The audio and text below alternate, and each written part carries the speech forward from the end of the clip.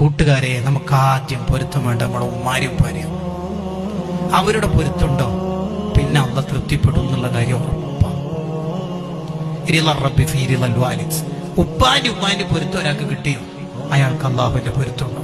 ചില ചെറുപ്പക്കാര് ചിലപ്പോ അവരുടെ മുടിയൊക്കെ കുറച്ച് കോലക്കേടുണ്ടാവും, കണ്ടാലൊരു സുഖക്കുറവുള്ള മുടിയൊക്കെ ഉണ്ടാവും. എന്നാലും ആ മക്കളൊക്കെ അവരുടെ ഉപ്പ ഉമ്മ എന്ന് പറഞ്ഞാൽ അവരുടെ ജീവന്റെ ജീവനെ. എനിക്കറിയാം കുറേ ചെറുപ്പക്കാരുണ്ട്, എത്ര മക്കളുണ്ട് അങ്ങനെ. ഉപ്പ ഉമ്മ എന്ന് പറഞ്ഞാൽ അവർക്ക് തീർന്ന് വേറെ വർത്താനം.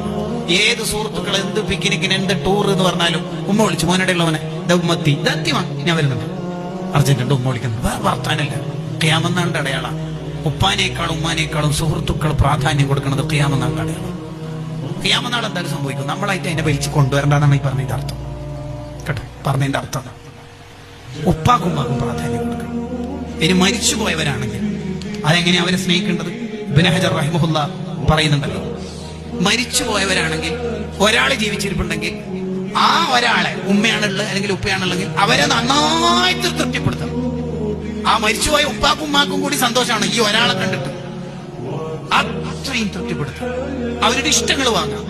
രണ്ടാമത്തത് മരിച്ചുപോയവരുടെ പേരിൽ സ്വതക്ക ചെയ്യുക. അതാണ് മരിച്ചുപോയ മാതാപിതാക്കളുടെ പേരിൽ ഗുണം ചെയ്യുക എന്ന് പറയുന്നതിന്റെ താല്പര്യം.